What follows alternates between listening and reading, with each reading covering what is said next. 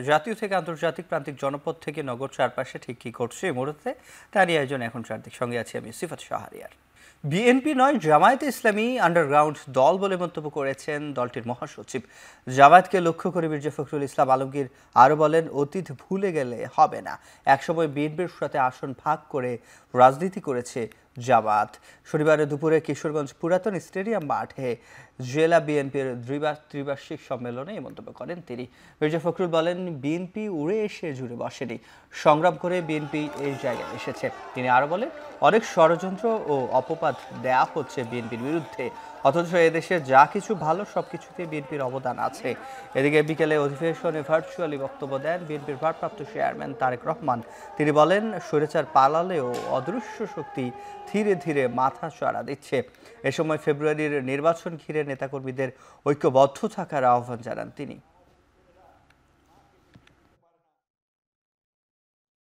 দেশ যেন স্বাধীন না হয় তার জন্য আপনারা কাজ করেছেন, হত্যা করেছেন, গণহত্যার সঙ্গে অংশ নিয়েছেন। আপনারা বলেন না যে আপনাদের বেঁচে থাকার তাগিদে, নিজেকে রক্ষা করার তাগিদে আপনারা আন্ডারগ্রাউন্ড চলে গিয়েছেন। আমরা আন্ডারগ্রাউন্ডের পার্টি নই, আমরা উপরে উঠে থেকে লড়াই করার পার্টি। আমরা সংগ্রাম করি, আমরা প্রাণ দেই, জীবন দেই, কারাগারে যাই, অন্যায় অত্যাচার নির্যাতন সহ্য করি।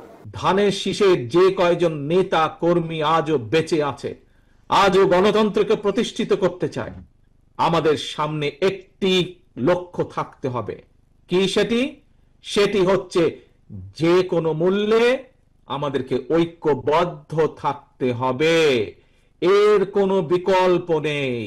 অদৃশ্য শক্তি কিন্তু ধীরে ধীরে মাথা চাড়া দিয়ে উঠছে। পিআর হবে কিনা তা নির্ধারণ করবে জনগণ। তাই আন্দোলনরত দলগুলোর প্রতি ইশতেহার দিয়ে নির্বাচনে জয়লাভ করে পিআর বাস্তবায়নের আহ্বান জানালেন বিএনপির স্থায়ী কমিটির সদস্য সালাহউদ্দিন আহমেদ। শনিবার রাজধানীর কাকরাইলে অবস্থিত ডিপ্লোমা ইঞ্জিনিয়ার্স ইনস্টিটিউটে তারুণ্যের রাষ্ট্রচিন্তার তৃতীয় সংলাপ মানবিক মূল্যবোধ সম্পন্ন শিক্ষা ও শিক্ষাঙ্গন শীর্ষক আলোচনায় কথা বলেন তিনি। ঐকমত্য কমিশনে আলোচনাধীন বিষয়গুলো নিয়ে রাস্তায় আন্দোলনরত দলগুলোর সমালোচনা করে সালাহউদ্দিন আহমেদ তাদের উদ্দেশ্য নিয়ে প্রশ্ন তোলেন। তিনি আরও বলেন, যদি নৈরাজ্য সৃষ্টির মধ্য দিয়ে সাংবিধানিক শূন্যতা তৈরি হয়, লাভবান হবে অসাংবিধানিক শক্তি। ছাত্র প্রতিনিধি উপদেষ্টা হয়ে রাষ্ট্র বিনির্মাণে তেমন কোনো ভূমিকা রাখতে পারেনি বলে মন্তব্য করেন তিনি। একে অনুষ্ঠানে এনসিপির দক্ষিণাঞ্চলের মুখ্য সংগঠক হাসনাত আবদুল্লাহ বলেন, সরকারের সব দলের সুপারিশ করা উপদেষ্টা থাকলেও ব্যর্থতার দায় দেওয়া হয় কেবল এনসিপিকে। অভ্যুত্থানের পরবর্তীতে মাধ্যম সহ ফ্যাসিবাদের সকল শক্তির বিপক্ষে এনসিপিকে একাই লড়তে হয়েছে বলে মন্তব্য করেন তিনি।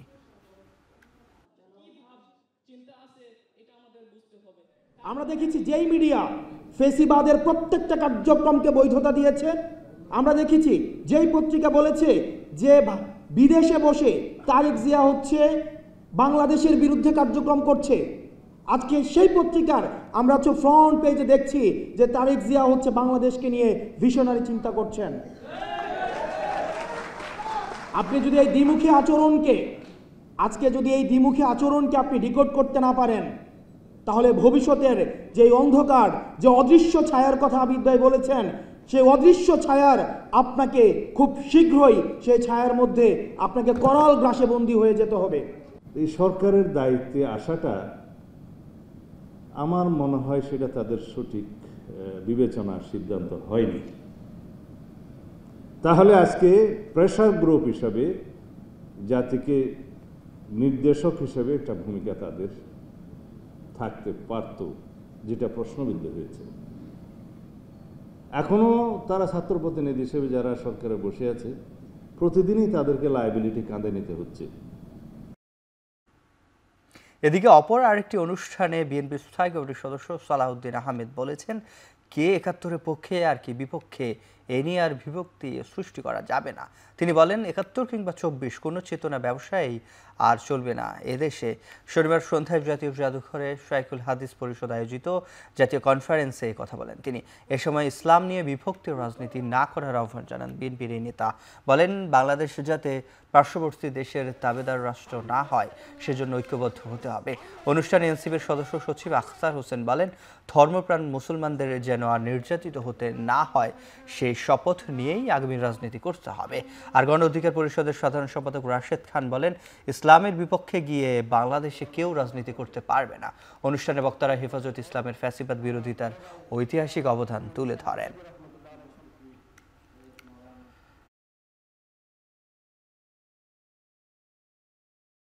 নামাজ পড়ার কারণে, দাড়ি রাখার কারণে, একটু ঢিলে ঢালা পাঞ্জাবি পোশাক পরার কারণে তাদেরকে যেন বাংলাদেশে আর ভবিষ্যতে কখনো অন্যায়, অত্যাচার, নির্যাতন, জুলুমের মুখে পড়তে না হয়, সেই শপথ নিয়েই বাংলাদেশে রাজনীতি করতে হবে। বাংলাদেশের সকল মুসলমান ঐক্যবদ্ধ থাকুক এবং ইসলাম নিয়ে যেন কেউ আমরা বিভক্তিকর, বিভ্রান্তিকর রাজনীতি না করি। এই রাষ্ট্রটা যেন কোনোদিন একটা পার্শ্ববর্তী ভিন দেশের তাবেদার রাষ্ট্র না হতে পারে, সেই জন্য আপনারা ঐক্যবদ্ধ থাকবেন। আওয়ামী লীগের মতো স্বাধীনতার পক্ষে বিপক্ষে এই সমস্ত ইস্যু টেনে নিয়ে এসে কোন রকমের বিভক্তি এই জাতির মধ্যে নিয়ে আসা উচিত হবে না, সেটা আমরা সমর্থন করি না। ৩০০ আসনেই দল হিসেবে জামায়াত প্রার্থী চূড়ান্ত করেছে বলে জানিয়েছেন ঢাকা মহানগরী দক্ষিণ জামায়াত ইসলামীর আমির নুরুল ইসলাম বুলবুল। শনিবার বিকালে রাজধানীর মতিঝিলে TNT কলোনি এলাকায় জনসংযোগ উপলক্ষে এক পথসভায় তিনি বলেন, ফেব্রুয়ারির নির্বাচনে জামায়াত অংশ নেবে, তবে সেই নির্বাচন পিআর পদ্ধতিতে হতে হবে। নুরুল ইসলাম বুলবুল জানান, সংবিধান সংশোধন করা জরুরি, জুলাই সনদ তৈরি না হলে জনগণের সাথে বিশ্বাসঘাতকতা হবে। উল্লেখ করে বলেন, জুলাই সনদের আইনগত সাংবিধানিক ভিত্তি দিতে হবে অন্তর্বর্তী সরকারকেই। বলেন, পিআর পদ্ধতি না হলে নির্বাচনে কালো টাকা, সন্ত্রাস, দখলদারি, পেশি শক্তি ঠেকানো যাবে না। পিআর পদ্ধতির মাধ্যমে যদি নির্বাচন হয় তাহলে নতুন ফ্যাসিবাদও তৈরি হবে না। তারপরে TNT কলোনি মসজিদ থেকে নির্বাচনী গণসংযোগ শুরু করেন কেন্দ্রীয় নির্বাহী পরিষদ সদস্যরা। নির্বাচন অনুষ্ঠিত হতে হবে, আমরা বারবার বলে এসেছি। বাংলাদেশ জামায়াত ইসলামী ইতিমধ্যেই ৩০০টি আসনে প্রার্থী নির্ধারণ করেছেন। বাংলাদেশ জামায়াত ইসলামী গোটা বাংলাদেশে আগামী মধ্য ফেব্রুয়ারির নির্বাচনকে সাদরে গ্রহণ করে নির্বাচনের সামগ্রিক প্রস্তুতি আসনে আসনে আমাদের চলছে। জনগণের অভিপ্রায়ের যে সরকার গঠিত হয়েছে, সেই জনগণের অভিপ্রায়ই হচ্ছে জুলাই সনদে আপনি আইনগত সাংবিধানিক ভিত্তি দিবেন। নির্বাচনের পরে যারা নির্বাচিত হবে তাদের হাতে ছেড়ে দেওয়ার কোনো সুযোগ নেই। যে কোনো উপায়ে চাঁদাবাজি বন্ধ করতে সবাইকে এগিয়ে আসার আহ্বান জানিয়েছেন জামায়াতের ঢাকা মহানগরী দক্ষিণের নায়েবে আমির ডাক্তার হেলাল উদ্দিন। শনিবার ঢাকা ৮ আসনের বিভিন্ন শ্রেণী পেশার মানুষের উন্নয়ন ভাবনা শীর্ষক আলোচনা সভায় এই আহ্বান জানান তিনি। ডাক্তার হেলাল উদ্দিন বলেন, চাঁদাবাজরা অর্থনীতিকে ধ্বংস করেছে, তাদের বিরুদ্ধে ঐক্যবদ্ধ হতে হবে। আগামী নির্বাচনে জয়ী হলে জলাবদ্ধতা নিরসনে উদ্যোগী হবেন তিনি, আশ্বাস দেন কাজ করার। বলেন, দখল হওয়া জলাশয়গুলো উদ্ধার করা হবে। বক্তব্যে সবার জন্য কর্মসংস্থান, মানসম্মত স্বাস্থ্যসেবা নিশ্চিত, সুশাসন ও সামাজিক সুরক্ষার উপর জোর দেন ডাক্তার হেলাল। বর্ণনা দেওয়া আছে, যেগুলো আমি আগে বলেছি। পেশাগত জীবনে আমি একজন, আমরা চাই এখানে একটা নিরাপদ একটা ব্যবস্থা করার, যে যার মাধ্যমে রাত দিন 24 ঘন্টা আমাদের কার্যক্রম পরিচালিত হবে। শ্রম আইন বাস্তবায়ন, আমাদের শ্রমিকদের ন্যায্য অধিকার ফিরে দেওয়া, দ্রব্যমূল্য নিয়ন্ত্রণ রাখা, ক্ষুদ্র উদ্যোক্তা ও হস্তশিল্পীদের জন্য সহায়তা কর্মসূচি, নারী উদ্যোক্তার জন্য বিশেষ ঋণ ও প্রশিক্ষণ সুবিধা সম্প্রসারণ। ঢাকা বিশ্ববিদ্যালয় থেকে শাহবাগ রমনা শিল্পকলা একাডেমি এডুকেশন এবং কালচারাল করিডোর হিসেবে আমরা গড়ে তুলতে চাই। রাজশাহী বিশ্ববিদ্যালয়ের কেন্দ্রীয় ছাত্র সংসদ রাকসু নির্বাচনী আমেজের মাঝেই পোষ্য কোটা পুনর্বহালের দাবিতে প্রতিবাদে ক্যাম্পাসে বিরাজ করছে উত্তেজনা। শনিবার বিকেলে বিশ্ববিদ্যালয় প্রশাসনের সঙ্গে আন্দোলনরত শিক্ষার্থীদের ধস্তাধস্তির ঘটনা ঘটে। এরপর আরও ক্ষুব্ধ হয়ে ওঠেন শিক্ষার্থীরা। অবরুদ্ধ করা হয় উপাচার্যকে। পোষ্য কোটা প্রত্যাহারের দাবিতে রাতে জুবিলি ভবনে অবরুদ্ধ উপাচার্য সহ প্রশাসনিক কর্মকর্তাদের সাথে আলোচনায় বসে রাকসু নির্বাচনের প্রার্থী সহ আন্দোলনকারী শিক্ষার্থীরা, কিন্তু সেখান থেকে কোনো সমাধান আসেনি। এদিকে লাঞ্ছিত করার অভিযোগে রোববার পূর্ণ দিবস কর্মবিরতি পালন করবে বিশ্ববিদ্যালয়ের শিক্ষকরা।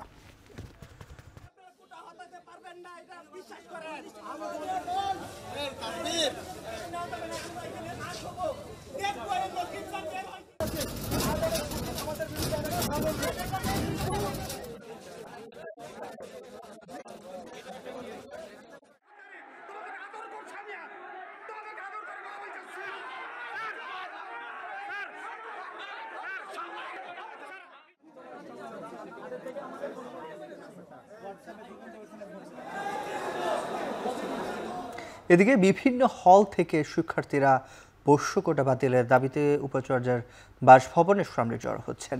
এ নিয়ে সবশেষ খবর জানাতে যুক্ত হচ্ছেন রাকিবুল হাসান। রাকিব, আমাদেরকে জানাবেন সেখানকার সবশেষ অবস্থা কি এবং সারা রাতি কি শিক্ষার্থীরা সেখানে অবস্থান করবেন কিনা?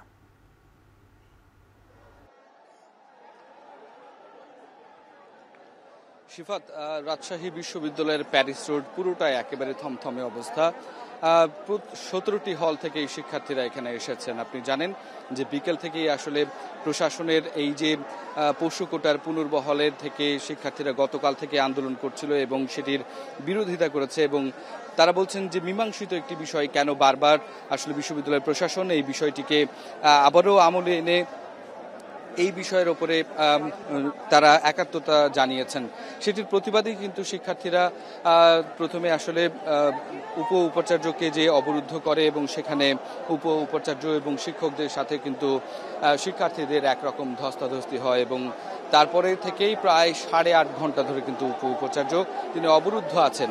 তাকে অবরুদ্ধ করার পরে শিক্ষার্থীদের সাথে শিক্ষকদের কথা হলেও সেখানে সন্তুষ্টজনক কিন্তু কোনো ধরনের উত্তর আসেনি এবং এই যে পোষ্য কোটার পুনর্বহাল সেটির প্রতিবাদ এবং এই কিন্তু এর মধ্যে আসলে এই যে 25 তারিখ যে রাকসু নির্বাচন সেটিও কিন্তু শিক্ষার্থীরা চায় যে একই তারিখ থাকুক এবং সেইটি বজায় থাকুক এবং নির্বাচন অনুষ্ঠিত হোক। কিন্তু এর মধ্যে আসলে এই যে পোষ্য কোটার পক্ষে যে হচ্ছে প্রশাসন যেই নির্দেশটি দিয়েছে, যে সিদ্ধান্তটি নিয়েছে, সেই সিদ্ধান্তের প্রতিবাদ তারা জানাচ্ছে এবং এখানে শিক্ষার্থীরা কোনো প্যানেলে নয়, কোনো দলীয়ভাবে নয়, প্রত্যেকেই একেবারে রাবিয়ান হিসেবে, শিক্ষার্থী হিসেবে তারা এই দাবি তুলেছে এবং উপাচার্যের এই যে বাসভবন আমরা দেখতে পাচ্ছি সেই বাসভবনের সামনে কিন্তু এসে তারা ক্ষোভ জানাচ্ছেন এবং খুব দ্রুত এই বিষয়ে তারা সিদ্ধান্ত চান। তারা বলছেন যতক্ষণ না পর্যন্ত তাদের এই দাবি আসলে মেনে নেওয়া হবে ততক্ষণ পর্যন্তই তারা মাঠে থাকবেন। তারা এখানে বলেছেন যে 24-এর যে আন্দোলন, বৈষম্য বিরোধী আন্দোলন, সেখানে আসলে এই বিষয়টি মীমাংসিত এবং এই বিষয়টির জন্য আসলে অনেকে প্রাণ দিয়েছে, অনেক অত্যাচার সহ্য করেছে, অনেক কষ্ট করে আসলে তারা আন্দোলন করে এই জায়গাটিতে সরকারের কাছ থেকে নিতে সক্ষম হয়েছে। সেখানে বিশ্ববিদ্যালয় কেন আসলে কোটাতে এখনো পড়ে থাকবে সেইটি হচ্ছে তাদের দাবি এবং তারা এই বিষয়টি একবার মীমাংসিত হয়ে যাওয়ার পরও কেন বিশ্ববিদ্যালয় প্রশাসন আবারও এই সিদ্ধান্তে গেলেন এবং যখন কিনা আসলে রাকসু নির্বাচন আর কয়েকটা দিন পরে তখন কেন প্রশাসনের পক্ষে এই ধরনের সিদ্ধান্ত হলো এবং ওই দিন উপাচার্য উপস্থিত না থাকলেও উপাচার্য যে এই সিদ্ধান্তটি নিয়েছেন, এই বৈঠকে ছিলেন, শিক্ষকদের এই বিষয়টি যে তারা এভাবে শিক্ষার্থীদের সাথে কথা না বলে আসলে এই সিদ্ধান্তটি নিয়েছেন সেটির প্রতিবাদ আসলে শিক্ষার্থীরা প্রতিনিয়ত গতকাল থেকেই জানানো শুরু করেছিলেন এবং পরবর্তীতে আজকেও কিন্তু তারা নানাভাবে প্রতিবাদ জানাচ্ছিলেন। আপনি জানেন যে রাজশাহী বিশ্ববিদ্যালয়ের প্রশাসন ভবনের সামনে কিন্তু আমরণ অনশনে বসেছিল অনেকে এবং সেই আমরণ অনশনে বসে থেকে কিন্তু তারা কিন্তু আসলে অসুস্থ হয়েছে, তাদেরকে রাজশাহী বিশ্ববিদ্যালয়ের চিকিৎসা কেন্দ্রে এসে তাদেরকে নিয়ে যে চিকিৎসা করা হচ্ছে এবং এই আন্দোলন যে সিফাত বলছিলেন সারা রাত থাকবে কিনা সেটি আসলে আরো বেশি এখানে গতিময় হচ্ছে। এখানে আমরা দেখছি এখন কিন্তু রিক্সা এবং এখানে হর্ন মাইক নিয়ে আসা হয়েছে, অর্থাৎ শিক্ষার্থীরা আরো বেশি উজ্জীবিত হচ্ছে এবং তাদের যে দাবি সেটি আরো বেশি এখানে তারা সঠিকভাবে তুলে ধরতে পারবেন এবং এই আন্দোলন আরো বেশি গতিময় হবে বলে তারা মনে করছেন। আমরা দেখছি যে বিশ্ববিদ্যালয়ের উপাচার্যের যে বাসভবন, সেই বাসভবনের যে গেট সেখানে কিন্তু শিক্ষার্থীরা উঠে গেছেন, ওখানে মাইক নিয়ে আসলে প্রশাসনের কাছে তারা দাবি জানাচ্ছেন যে এই বিষয়টির সমাধান তাদেরকে করতে হবে এবং এই বিষয়টি যেন উপাচার্য খুব শীঘ্রই একটি সিদ্ধান্ত নেন এবং তারা যেমন আসলে উপাচার্যের পদত্যাগের দাবি করেছেন একই সাথে তারা এখানে কিন্তু যেটি বলেছেন যে 25 তারিখ যে রাজশাহী বিশ্ববিদ্যালয় কেন্দ্রীয় সংস্কৃতি কেন্দ্রীয় সংসদের যে নির্বাচন, সেই নির্বাচনও কিন্তু অনুষ্ঠিত হতে হবে।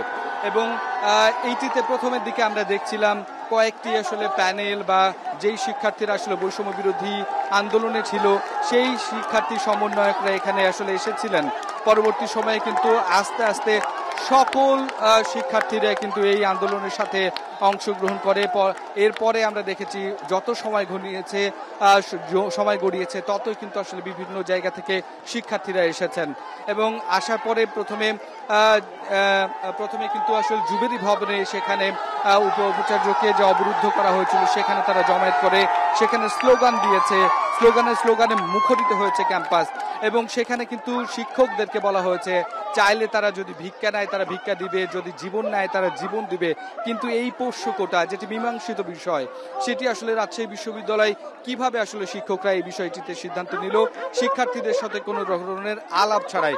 এর আগে সিফাত বলে রাখি যে এর আগেও কিন্তু এই পোষ্য কোটা নিয়ে কিন্তু শিক্ষার্থীরা যখন বিশ্ববিদ্যালয় সিদ্ধান্ত নেয় যে পোষ্য কোটা রাখবে, তারপরে কিন্তু দীর্ঘ কয়েকদিনের এক সপ্তাহ মতো আন্দোলন করার পরে আমরণ অনশন করার পরে কিন্তু শিক্ষার্থীরা কিন্তু এই বিষয়টি নিয়ে বিশ্ববিদ্যালয় প্রশাসন যেই সিদ্ধান্ত নিতে এসেছিল যে 1% শুধু থাকবে, যেটা কিনা শুধুমাত্র যারা কর্মচারী আছে সেই কর্মচারীদের আসলে 1%-এর যারা সন্তান তারা আসলে এই সুবিধাটা পাবে।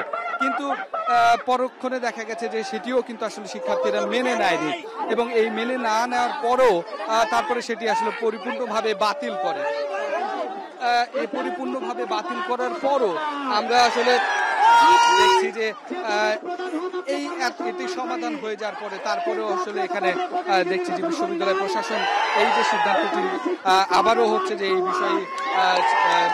এই বিষয়টি আসলে নিয়ে এসেছে এবং যার কারণে শিক্ষার্থীরা ক্ষুব্ধ হয়েছেন যে যখন আসলে রাষ্ট্র নির্বাচন, তখন এই রাষ্ট্র নির্বাচনের মাত্র কয়েকদিন পরে রাষ্ট্র নির্বাচন, সেখানে এরকম একটা সিদ্ধান্ত যেটি কিন্তু শিক্ষার্থীরা আসলে কোনোভাবেই মেনে নিচ্ছেন না।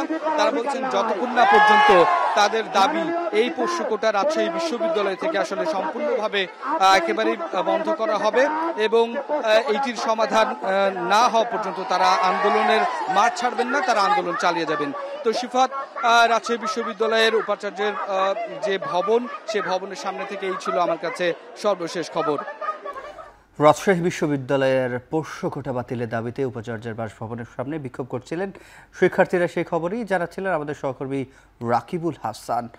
এদিকে রাজশাহী বিশ্ববিদ্যালয় কেন্দ্রীয় ছাত্র সংসদ রাষ্ট্র নির্বাচনে 24 দফা নির্বাচনী ইশতেহার ঘোষণা করেছে ছাত্র শিবির সমর্থিত সম্মিলিত শিক্ষার্থীদের জোট প্যানেল।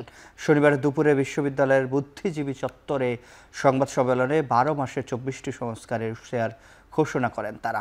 এ সময় জিএস প্রার্থী ফাহিম, এজিএস প্রার্থী সাব্বির সহ প্যানেলের অন্যান্য প্রার্থীরা উপস্থিত ছিলেন। জুলাইয়ের আকাঙ্ক্ষা বাস্তবায়ন, অনাবাসিক শিক্ষার্থীদের অধিকার সংরক্ষণ, মানসম্মত খাবারের নিশ্চয়তা, শিক্ষা ও গবেষণার গুরুত্বারোপ সহ শিক্ষার্থী বান্ধব ইশতেহার ঘোষণা করা হয়।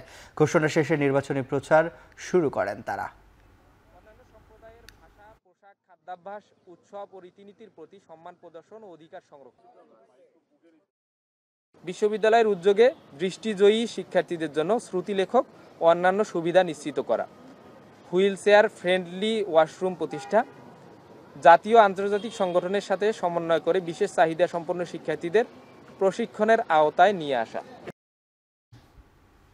চট্টগ্রাম বিশ্ববিদ্যালয়ের আসন্ন চাকসু নির্বাচনে এই পর্যন্ত ভিপি পদে 25 জন এবং জিএস ও এজিএস পদে 22 জন করে মনোনয়ন ফরম জমা দিয়েছেন। এছাড়াও কেন্দ্রীয় সংসদের সব পদ মিলিয়ে 429 জন মনোনয়ন জমা দিয়েছেন। আর হল সংসদ এবং কেন্দ্রীয় সংসদ মিলিয়ে মনোনয়ন জমা দিয়েছেন মোট 931 জন। এসব মনোনয়ন যাচাই বাছাই চলবে কাল পর্যন্ত। এরপর সোমবার প্রকাশ করা হবে প্রাথমিক প্রার্থী তালিকা। মঙ্গলবার প্রার্থীদের প্রত্যাহার এবং বুধবার আপত্তি গ্রহণ ও নিষ্পত্তি শেষে বৃহস্পতিবার চূড়ান্ত প্রার্থী তালিকা প্রকাশ করা হবে। এদিকে এখন পর্যন্ত চাকসু নির্বাচনের অন্তত 10টি প্যানেল ঘোষণা হয়েছে। স্বতন্ত্রভাবেও লড়ছেন বহু শিক্ষার্থী। আগামী 31 অক্টোবরের মধ্যে জুলাই স্মৃতি জাদুঘরের নির্মাণ কাজ শেষ হবে। উদ্বোধন হতে পারে নভেম্বরের প্রথম সপ্তাহে। শনিবার বিকেলে রাষ্ট্রীয় অতিথি ভবন যমুনায় অনুষ্ঠিত বৈঠকে প্রধান উপদেষ্টা অধ্যাপক ডক্টর মোহাম্মদ ইউনূসকে এমনটা জানান সাংস্কৃতিক বিষয়ক উপদেষ্টা মোস্তফা সরোয়ার ফারুকী। প্রধান উপদেষ্টাকে তিনি বলেন, পিলখানা হত্যাকাণ্ড ছাড়াও গুম, খুন, আয়নাঘর, শাপলা ম্যাসাকার ও ভোট ডাকাতি সহ শেখ হাসিনার 16 বছরের দুঃশাসনের সব গল্প ঐতিহাসিক তথ্য আকারে জুলাই স্মৃতি জাদুঘরে উপস্থাপন করা হবে। এ সময় প্রধান উপদেষ্টা অধ্যাপক ডক্টর মোহাম্মদ ইউনূস জাদুঘর নির্মাণ সংশ্লিষ্ট সবাইকে ধন্যবাদ জানান। সেই সঙ্গে জাদুঘরটি যারা আসবেন তারা 5 আগস্ট গণভবনে জনতার ঢলকে অনুভব করবেন বলে আশা প্রকাশ করেন।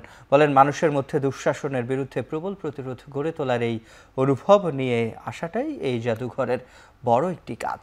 বৈঠকে জুলাই স্মৃতি জাদুঘরের চিফ কিউরেটর তনজিব ওয়াহাব প্রধান উপদেষ্টাকে জানান, জাদুঘর নির্মাণে আইসিটি প্রসিকিউশন টিম ও গুম বিষয়ক তদন্ত কমিশনের সঙ্গে সমন্বয় করে কাজ চলছে।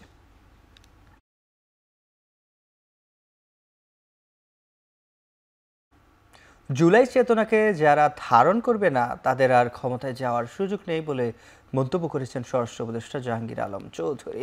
শনিবার দুপুরে পদ্মা সেতুর মাওয়া ও জাজিরা প্রান্তে জুলাই গণঅভ্যুত্থানের শহীদদের স্মরণে অঙ্কিত গ্রাফিতি জুলাই বীরত্ব ও জুলাই আত্মত্যাগ মুরাল উদ্বোধন অনুষ্ঠানে স্বরাষ্ট্র উপদেষ্টা এই কথা বলেন। ফায়ার সার্ভিসকে টোল দিয়ে সেতু পারাপার করার বিষয়ে সাংবাদিকরা স্বরাষ্ট্র উপদেষ্টাকে প্রশ্ন করলে তিনি বলেন, সেতু মন্ত্রণালয়ের সাথে আলোচনা করে এই বিষয়ে সিদ্ধান্ত নেওয়া হবে। আগামী প্রজন্মকে জানাতে হবে জুলাইয়ের সেই গণঅভ্যুত্থান কেবল একটি আন্দোলন নয়, বরং ছিল অন্যায়ের বিরুদ্ধে দাঁড়িয়ে সত্য ও ন্যায় প্রতিষ্ঠার সংগ্রাম। ছাত্র জনতার নেতৃত্বে সেই আন্দোলন গণমানুষের প্রত্যাশাকে একত্রিত করে জাতিকে নতুন দিশা দিয়েছিল। যারা গ্রাফিতির বিরুদ্ধে তারা আর কোনো দিনও আসবে না, তারা আর কোনো দিনও আসবে না। এটা যদি আপনাকে ভিতরে কারো থাকে যে তারা আবার আসবে, তো এটা আপনাকে মাথা থেকে ঝেড়ে ফেলতে পারেন। এরা আসবে না, তাদের যে আত্মত্যাগ এটা কোনো দিনও বেঁচে যাবে না। অন্তর্বর্তী সরকারের পরিকল্পনা উপদেষ্টা ডক্টর ওয়াহিদ উদ্দিন মাহমুদ বলেছেন, প্রযুক্তিগত ঘাটতির কারণে সোলার প্যানেলের মাধ্যমে তৈরি হওয়া শক্তি জাতীয় গ্রিডে যুক্ত করা সম্ভব হচ্ছে না। একই সাথে নবায়নযোগ্য জ্বালানির লক্ষ্যমাত্রা অর্জনে পর্যাপ্ত বাজেট নেই বলেও জানালেন পরিকল্পনা উপদেষ্টা। শনিবার রাজধানীর গ্রিন রোডে ইউনিভার্সিটি অব এশিয়া প্যাসিফিক অডিটোরিয়ামে ঢাকা বিশ্ববিদ্যালয় ও জার্মানির অ্যামবার্গ ওয়েডেন আয়োজিত সম্মেলনে অংশ নিয়ে উপদেষ্টা বলেন, বহু ক্ষেত্রে বিশ্বের সাথে তাল মিলিয়ে প্রযুক্তিগত উৎকর্ষতা অর্জন করতে পারেনি দেশ। তবে এ নিয়ে কাজ করছে অন্তর্বর্তী সরকার। বহু জেলায় সুপেয় পানির চরম সংকট রয়েছে। নদীগুলোকে পানির আধার হিসেবে ধরা হলেও দূষণের কবলে পড়ে যায় জরাজীর্ণ। উপদেষ্টা বলেন, ভোলা সহ কয়েকটি গ্যাস কূপ খননের দিকে মনোযোগী হচ্ছে সরকার। এসব কূপে জরিপ কাজ করছে সরকার। বিশ্বের সেরা প্রতিষ্ঠানগুলোর উপর দায়িত্ব দিতে চায়। এ সময় বাপেক্সের সক্ষমতা না থাকা নিয়েও সমালোচনা করেন তিনি।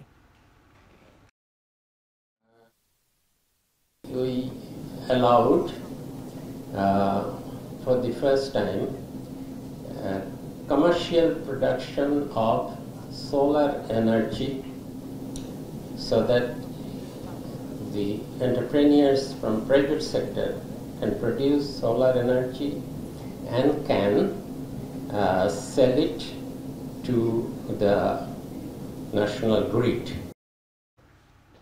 গুজব ও অপতথ্যের বিস্তার ঠেকাতে নির্বাচনের আগে আইনশৃঙ্খলা বাহিনী সহ সরকারের বিভিন্ন সংস্থাকে বিশেষ প্রশিক্ষণ দেওয়া হচ্ছে বলে জানিয়েছেন প্রধান উপদেষ্টার বিশেষ সহকারী ফয়েজ আহমদ তৈয়ব। শনিবার গাজীপুরের মৌচাকে ৩য় জাতীয় আইসিটি স্কাউট জাম্বরিতে যোগ দিয়ে তিনি এই কথা বলেন। এ সময় জাতীয় নির্বাচনে স্কাউট সদস্যদের কাজে লাগানোর বিষয়ে আলোচনা চলছে বলেও জানান তিনি। ফয়েজ আহমদ আরও বলেন, নির্বাচনের সময় কৃত্রিম বুদ্ধিমত্তা ব্যবহার করে ভুয়া ভিডিও তৈরি করে প্রতিদ্বন্দ্বী প্রার্থীর বিরুদ্ধে অপপ্রচার চালানো হতে পারে। তাই এ বিষয়ে সবাইকে সতর্ক থাকার আহ্বান জানান তিনি। স্কাউটদেরও এ বিষয়ে সচেতন করা হয়েছে। তারা আঞ্চলিকভাবে সচেতনতা তৈরির কাজে অংশ নেবে বলেও জানান প্রধান উপদেষ্টার এই বিশেষ সহকারী। চাইলেই সোশ্যাল মিডিয়ার যে কোনো কন্টেন্ট ডাউন করে দিতে পারে না, সরকার শুধুমাত্র প্ল্যাটফর্মকে রিকোয়েস্ট করতে পারে। তো সেই দিক থেকে আমরা যদি আমাদের প্রশাসনকে কেন্দ্রীয় এবং স্থানীয় পর্যায়ে তাদেরকে যদি এই ট্রেনিংগুলো এবং সচেতনতার মধ্যে আনতে পারি, আমি মনে করি যে নির্বাচনের উপলক্ষে তারা আমাদেরকে আরও ভালো সেবা দিতে পারবেন। আমরা আমাদের এই ট্রেনিং প্রোগ্রামগুলো অব্যাহত রাখব।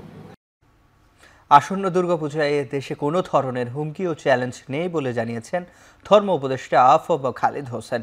শনিবার চট্টগ্রাম নগরের দক্ষিণ নালাপাড়া দুর্গোৎসব উদযাপন পরিষদ আয়োজিত পূজা মণ্ডপ পরিদর্শনকালে এ কথা জানান তিনি। এ সময় তিনি আরও বলেন, পূজাকে ঘিরে নাশকতা রোধে গোয়েন্দা সংস্থাগুলো কাজ করছে। তাদের কাছে নাশকতা বা বিশৃঙ্খলার কোনো ধরনের তথ্য নেই। বাংলাদেশে এবার সুষ্ঠুভাবে ও উৎসব মুখর পরিবেশে দুর্গাপূজা সম্পূর্ণ হবে বলে আশাবাদ জানান তিনি। মণ্ডপগুলোতে সার্বক্ষণিক নজরদারি রাখতে আইন শৃঙ্খলা রক্ষাকারী বাহিনী ও প্রশাসনকে নির্দেশ দেওয়া হয়েছে বলেও জানান তিনি। এ সময় বিগত সরকারের সময়ে নির্মাণ হওয়া 560টি মসজিদ নিয়েও প্রশ্ন তুলেন তিনি। অভিযোগ করে বলেন, বিগত এমপি ও মন্ত্রীরা নিজের ঘরের পাশে মসজিদ থাকা সত্ত্বেও মসজিদ নির্মাণ করেছেন।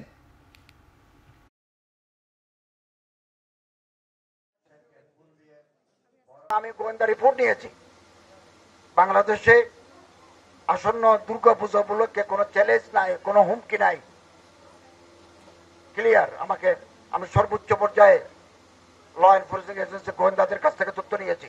ছোটখাটো একটু গোলমাল হতে পারে, চুরি করে চোর তো চোর, অসম্মান করতে পারে। আপনারা সতর্ক থাকবেন, সচেতন থাকবেন। পুণ্যার্থীরা পূজা করবেন, অসুরকে বাধা দেওয়ার জন্য তৈরি থাকবেন। সাতক্ষীরায় পাওয়ার গ্রিড স্টেশনের 2টি ইউনিট সচল হওয়ায় জেলার বেশিরভাগ এলাকায় বিদ্যুৎ সরবরাহ স্বাভাবিক হয়েছে। প্রায় 3 ঘন্টার চেষ্টায় বিকেল 4টার দিকে বিদ্যুৎ সরবরাহ স্বাভাবিক হয়। এর আগে 11টার দিকে জেলার বিনেরপোতা পাওয়ার গ্রিড স্টেশনে ভয়াবহ আগুনের ঘটনা ঘটে। ঘণ্টাব্যাপী চেষ্টার পর আগুন নিয়ন্ত্রণে আনে ফায়ার সার্ভিসের একটি ইউনিট। এ সময় 3টি ইউনিটের মধ্যে একটি ইউনিট পুড়ে যায়। এতে পুরো জেলায় বন্ধ হয়ে যায় বিদ্যুৎ সরবরাহ। প্রায় 4 ঘন্টা পর 2টি ইউনিট সচল হয়। এতে জেলার বেশিরভাগ এলাকায় বিদ্যুৎ সরবরাহ স্বাভাবিক হয়। ওভারহিট ও বৈদ্যুতিক শর্ট সার্কিট থেকে এই অগ্নিকাণ্ডের সূত্রপাত হতে পারে বলে প্রাথমিকভাবে ধারণা করছে ফায়ার সার্ভিস। চুয়াডাঙ্গার জীবননগরে 2 ভাইকে কুপিয়ে ও পিটিয়ে হত্যা করেছে দুর্বৃত্তরা। শনিবার সকালে উথলি মাছের পাড়া এলাকায় এই ঘটনা ঘটে। স্থানীয়রা জানায়, মাছের পাড়া এলাকায় বক্স মণ্ডলের ছেলে আনোয়ার ও হামজা সকালে বের হয় বাসা থেকে। স্টেশন এলাকায় তাদের উপর হামলা চালায় 4 দুর্বৃত্ত। ধারালো অস্ত্র দিয়ে কুপিয়ে আহত করে তাদের। ঘটনাস্থলে মারা যায় একজন, আরেকজনকে স্থানীয়রা উদ্ধার করে সদর হাসপাতালে নিলে চিকিৎসক মৃত ঘোষণা করেন। পূর্ব শত্রুতার জেরে এই হত্যাকাণ্ড বলে প্রাথমিকভাবে ধারণা করছে পুলিশ।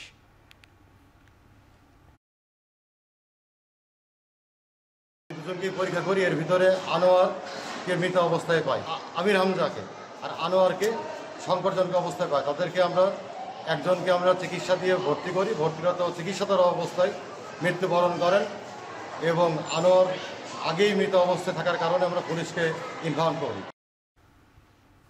হবিগঞ্জের চা বাগানের ম্যানেজার বাংলো ও আশপাশের এলাকায় হস্তান্তর বন্ধের দাবিতে বিক্ষোভ মিছিল ও মানববন্ধন করেছে চা শ্রমিকরা। সকালে তেলিয়াপাড়া চা ফ্যাক্টরির সামনে 5 শতাধিক চা শ্রমিক বিক্ষোভ মিছিল ও মানববন্ধনে অংশ নেন। বক্তারা বলেন, মুক্তিযুদ্ধের স্মৃতি সংরক্ষণের অজুহাতে ম্যানেজার বাংলো, নার্সারি ও আশপাশের এলাকায় লিজ বাতিল করে বিভিন্ন স্থাপনা নির্মাণের চেষ্টা চলছে। সে সময় জায়গা বেদখল হলে পুরো বাগানের উপরের নেতিবাচক প্রভাব পড়বে। একই সাথে হুমকির মুখে পড়বে চা শিল্প ও শ্রমিকদের জীবন জীবিকা। এ সময় আন্দোলনকারীরা হুঁশিয়ারি দেন, চা বাগান রক্ষার স্বার্থে কোনোভাবেই এই পরিকল্পনা বাস্তবায়ন সফল হতে দেওয়া হবে না। প্রয়োজনে কঠোর আন্দোলনের মধ্য দিয়ে চা বাগান রক্ষা করা হবে।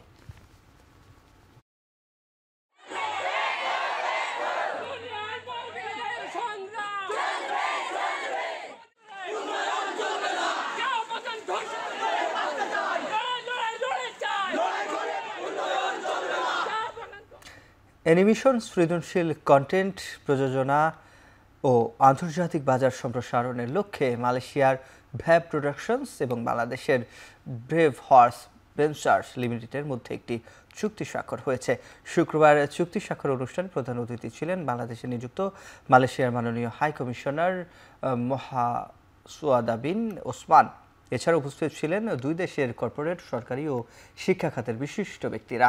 ভ্যাব প্রোডাকশন সঙ্গীত, টেলিভিশন, চলচ্চিত্র প্রতিভা বিকাশের দক্ষ এবং ভ্রেফর্স ভেঞ্চার্স অ্যানিমেশন, এআই ও ফিনটেক সমাধানে বিশেষজ্ঞ। চুক্তি অনুযায়ী উভয় প্রতিষ্ঠান আঞ্চলিক সংস্কৃতিকে বিশ্ববাজারে তুলে ধরতে এবং নতুন বাজার উন্মোচনে একসাথে কাজ করবে। বিশ্বের সর্ববৃহৎ হালাল পণ্য ও সেবার প্রদর্শনী মালয়েশিয়া ইন্টারন্যাশনাল হালাল শোকে যে অংশ নিয়েছে রিমার্ক এইচবি লিমিটেড, তারা সেখানে লিলি, নিওর, সিওডিল, হালেন সহ বিভিন্ন ব্র্যান্ডের হালাল সার্টিফাইড 2 শতাধিক পণ্য প্রদর্শন করেছে। প্রদর্শনীতে বাংলাদেশে উৎপাদিত রিমার্কের পণ্যের মান ও প্যাকেজিং দেখে প্রশংসা করেছেন প্রদর্শনীতে আগতরা। গত বুধবার মেলা প্রাঙ্গণে বাংলাদেশের প্যাভিলিয়ন উদ্বোধনকালে রিমার্কের পণ্যের ভূয়সী প্রশংসা করেন মালয়েশিয়া বাংলাদেশের হাইকমিশনের ভারপ্রাপ্ত হাইকমিশন মোসাম্মদ শাহানারা মনিকা ও রপ্তানি উন্নয়ন ব্যুরোর মহাপরিচালক বেবি রানী কর্মকার। রিমার্ক এলএলসি ইউএসএ, দক্ষিণ এশিয়ার রিমার্ক এইচবি লিমিটেড এবং দক্ষিণ পূর্ব এশিয়ার Harland new York company limited Thailand যৌথভাবে প্রদর্শনীতে অংশ নিচ্ছে। আন্তর্জাতিক প্রসঙ্গ। একযোগে সাইবার হামলা হয়েছে লন্ডনের হিথ্রো, বেলজিয়ামের ব্রাসেলস এবং জার্মানির বার্লিন এয়ারপোর্ট সহ ইউরোপের বেশ কয়েকটি প্রধান বিমানবন্দরে। এতে বাতিল ও বিলম্বিত হয়েছে শত শত ফ্লাইট। চরম ভোগান্তিতে পড়েছে হাজার হাজার যাত্রী। মূলত বিশ্বের অন্যতম বড় এভিয়েশন ও ডিফেন্স টেকনোলজি কোম্পানি কোলিন্স অ্যারোস্পেসে সাইবার হামলা হয়। মার্কিন ভিত্তিক এই কোম্পানিটি বিশ্বজুড়ে বিভিন্ন এয়ারলাইন্সকে একাধিক সেবা দিয়ে থাকে। ঠিক কী কারণে এই সাইবার হামলা হয়েছে তার কারণ জানা যায়নি এখনও। তবে কোলিন্স অ্যারোস্পেসের পক্ষ থেকে দ্রুত সংকট সমাধানের আশ্বাস দেওয়া হয়েছে। এভিয়েশনের ইতিহাসে একে নজিরবিহীন হামলা বলছেন সংশ্লিষ্টরা।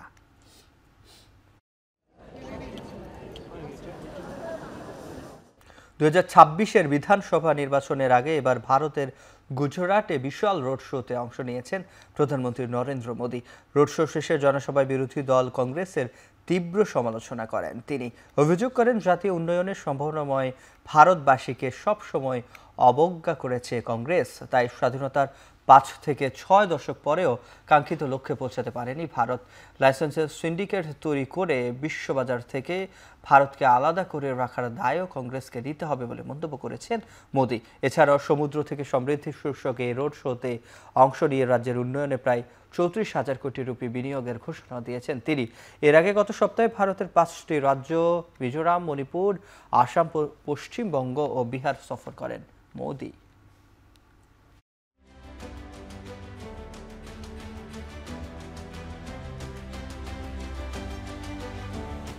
সমুদ্রপথে মাদক পাচারের অভিযোগে ক্যারিবিয়ান অঞ্চলে 3য় জাহাজ অভিযান চালালো মার্কিন সেনাবাহিনী। এতে নিহত হয়েছেন জাহাজে থাকা কমপক্ষে 3 জন। সামাজিক মাধ্যম ট্রুথ সোশ্যালে এক পোস্টে প্রেসিডেন্ট ডোনাল্ড ট্রাম্প জানান তার নির্দেশে যুক্তরাষ্ট্রের সাউদার্ন কমান্ড আন্তর্জাতিক জলসীমায় এই হামলা চালানো হয়েছে।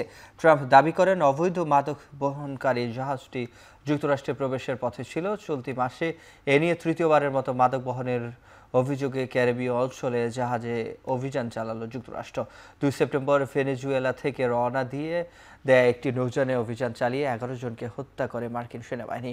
এ সময় হামলা আন্তর্জাতিক আইনের পরিপন্থী কিনা তা নিয়ে প্রশ্ন তুলেছে মানবাধিকার সংগঠনগুলো। জার্মানির শার্ট শহরে ভয়াবহ সড়ক দুর্ঘটনায় এক টেসলা গাড়ি চালক ও তার 2 শিশু সন্তানের মৃত্যু হয়েছে। আন্তর্জাতিক গণমাধ্যমে প্রকাশ করা খবরে এ তথ্য জানানো হয়েছে।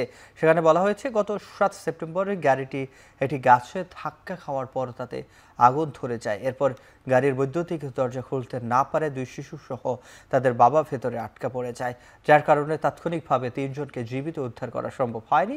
এর আগে 2024 সালে কানাডার টরন্টোতে টেসলার একটি গাড়িতে আগুন ধরলে ভেতরে থাকা 4 বন্ধু পুড়ে যান।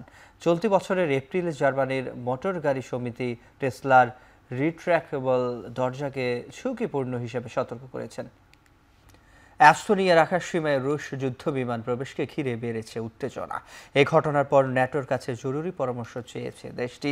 অ্যাস্তোনিয়া জানিয়েছে শুক্রবার 3টি রুশ মিগ 31 যুদ্ধ বিমান অনুমতি ছাড়া তাদের আকাশসীমায় প্রবেশ করে, পরে ফিনল্যান্ড উপসাগরের আকাশে 12 মিনিট অবস্থান করে। ন্যাটো জানিয়েছে দ্রুত প্রতিক্রিয়ার অংশ হিসেবে রুশ বিমানগুলো আটকানো হয়, তবে অভিযোগ অস্বীকার করে রাশিয়া বলেছে তাদের বিমান আন্তর্জাতিক আকাশসীমা মেনেই উঠছে। এদিকে ন্যাটো চুক্তির আর্টিকেল 4 অনুযায়ী জরুরি পরামর্শের আহ্বান করা হয়েছে বলে জানিয়েছেন এস্তোনিয়ার প্রধানমন্ত্রী ক্রিস্টেন মিকাল। ইউরোপীয় নেতারাও রাশিয়ার আচরণে চরম বিপজ্জনক উস্কানি আখ্যা দিয়ে ন্যাটোর পূর্বাঞ্চলীয় প্রতিরক্ষা জোরদারের প্রতিশ্রুতি দিয়েছেন।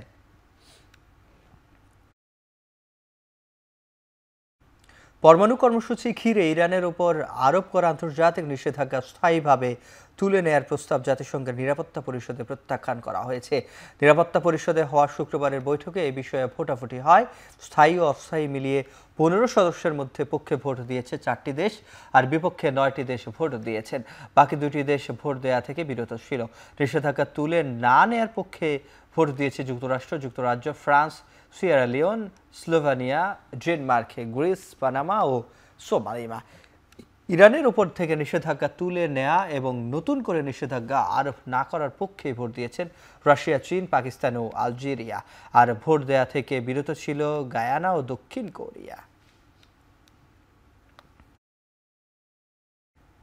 হংকংয়ের একটি কনস্ট্রাকশন সাইট থেকে দ্বিতীয় বিশ্বযুদ্ধের সময়ের বোমা উদ্ধার করার প্রায় 6000 বাসিন্দাকে নিরাপদে সরিয়ে নিয়েছে কর্তৃপক্ষ।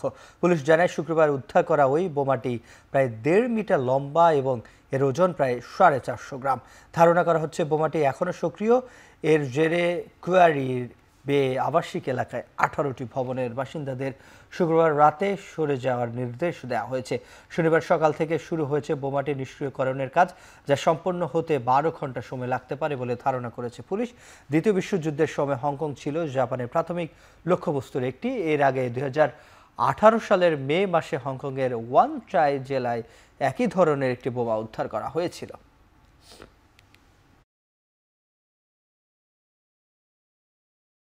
অবশেষে বিসিবির নির্বাচক প্যানেলের পূর্ণতা এলো। জাতীয় দলের নির্বাচক হিসেবে গাজী আশরাফ হোসেন লিপু আর আব্দুর রাজ্জাকের সঙ্গী হচ্ছেন সাবেক ক্রিকেটার হাসিবুল হোসেন শান্ত। এছাড়াও নারী দলের সহকারী ম্যানেজার নির্বাচিত হয়েছেন জাতীয় দলের সাবেক অধিনায়ক সালমা খাতুন। এদিকে আসন্ন বিসিবি নির্বাচনে চূড়ান্ত ভোটার তালিকা প্রকাশ করা হবে আগামী সোমবার। শনিবার বোর্ড সভা শেষে এসব জানিয়েছেন বিসিবি পরিচালক ইফতেখার রহমান মিঠু। ফর্মার ন্যাশনাল টিমের হাসিবুল ইসলাম শান্ত তাকে সিলেক্ট করা হয়েছে। So he will assist Razzak and Gazi Ashraf Lipu ভাই অ্যাজ আ থার্ড সিলেক্টর। আমাদের মহিলা ন্যাশনাল টিমের জন্যে আমরা সালমা খাতুনকে শিপনের সাথে অ্যাডিশনাল সিলেক্টর অ্যাপয়েন্ট করা হয়েছে। আপনারা সবাই জানেন যে Salma 2014-15 best bowler of ICC and allrounder ছিল এবং বাংলাদেশ টিমের ক্যাপ্টেন 2018 থেকে 2015 ছিল। অ্যান্ড এটা আমার মনে হয় এটা রেভলিউশনারি একটা ডিসিশন আমার প্রেসিডেন্ট সাহেব নিয়েছেন। শেষ করছি এখন 4 দিকে। এখন টেলিভিশন ওয়েবসাইটে দেখতে ভিজিট করুন www.এখন.tv, ফেসবুকে দেখতে ভিজিট করুন facebook.com/tv.এখন, ইউটিউবে দেখতে ভিজিট করুন youtube.com/c/এখন tv।